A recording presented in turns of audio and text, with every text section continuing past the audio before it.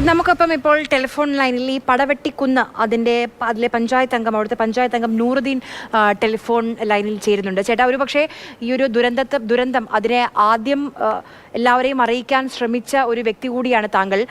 ഇപ്പോൾ 4 പേരെ നമുക്ക് രക്ഷിക്കാൻ സാധിച്ചു. ആ വിവരങ്ങൾ താങ്കൾക്ക് ലഭ്യമായിട്ടുണ്ട് അതിനെപ്പറ്റി?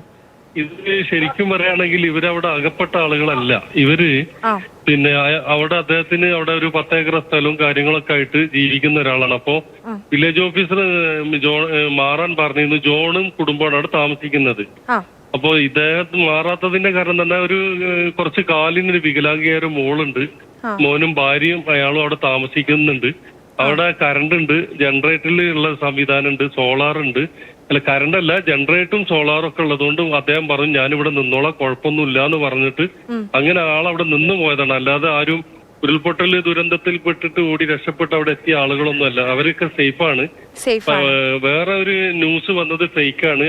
അതാണ് ഇതിന്റെ സത്യം. ഓക്കെ, അല്ല, അത് നമുക്കും അത് മനസ്സിലായി. അവർ അവിടേക്ക് അങ്ങനെ ഓടി രക്ഷപ്പെട്ട് വന്നവരല്ല എന്ന് അറിഞ്ഞു. അവിടെ വീട്ടിൽ ഒറ്റപ്പെട്ട് പോയവരാണെന്നാണ് മനസ്സിലാക്കിയത്.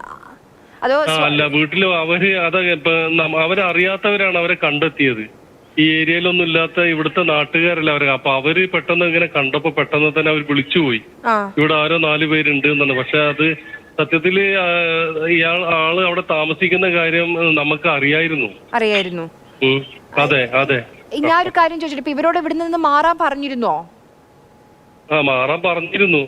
എന്തായാലും ഇത്ര പ്രശ്നങ്ങളൊക്കെ ഉണ്ടായതല്ലേ, മാറിക്കോളും തന്നപ്പോ അദ്ദേഹം പറഞ്ഞു മോളൊക്കെ ഇങ്ങനെ സുഖമില്ലാത്തതുകൊണ്ട് വീട്ടിലാവുമ്പോ സേഫായിട്ട് എനിക്ക് നമുക്ക് മരുന്നും ട്രീറ്റൊക്കെ ചെയ്യാൻ പറ്റുമെന്ന് പറഞ്ഞിട്ട് അങ്ങനെ നിന്നതാണ്.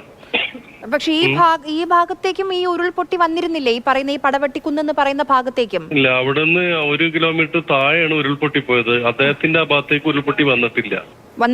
2 തവണയും ഒരു പ്രശ്നവും ഉണ്ടായിരുന്നില്ല ഈ പറയുന്ന പ്രദേശത്ത്? ഇല്ല ഇല്ല ഇല്ല ഇല്ല ഇല്ല. ഈ ഇദ്ദേഹം അല്ലാതെ ബാക്കി പറഞ്ഞോളൂ. അദ്ദേഹത്തിന് വേണമെങ്കിൽ വേറൊരു വഴിക്ക് വന്ന റൂട്ടിന് നമ്മളെ മെയിൻ റോഡിലേക്ക് കയറാനുള്ള വഴിയുണ്ട്. നമ്മളിപ്പോ ഉരുൾപൊട്ടിയ റോഡന്നെ വേണമെന്നില്ല.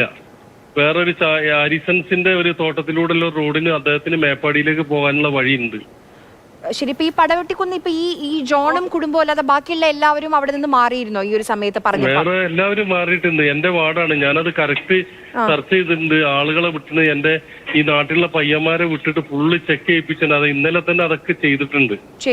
നമ്മളവിടെ ആരെങ്കിലും ഉണ്ടോ, വീട്ടുകളിൽ ആരെങ്കിലും ഉണ്ടോ ഒക്കെ നോക്കണം എന്ന് പറഞ്ഞിട്ട് എന്റെ കൂടെ വർക്ക് ചെയ്യുന്ന പയ്യന്മാര് പോയിട്ട് ആരും അവിടെ ഇല്ലാന്ന് വെരിഫൈ ചെയ്തിട്ടാണ് ഞങ്ങൾ പോന്നിട്ടുള്ളത്. പിന്നെ ഈ കക്ഷി അവിടെ ഉള്ളത് നമ്മളെന്താക്കിയിട്ടില്ല, നമ്മളാരോട് അവര് സേഫ് ആയതുകൊണ്ട് ആരും അറിയിച്ചിട്ടൊന്നുമില്ല. അതുകൊണ്ട് അറിയാത്ത ആളുകൾ കണ്ടപ്പോ അവര് വിചാരിച്ചു ഇയാള് ഇങ്ങനെ എന്തോ ഉരുൾപൊട്ടലിന്റെ ഇതായിട്ട് വന്ന് ഇവിടെ ആരും ഇല്ലാതെ ഒറ്റപ്പെട്ട് നിൽക്കുകയാണോ എന്ന് അവർക്ക് തോന്നിപ്പോയി. അതാണ് പറ്റിയത്.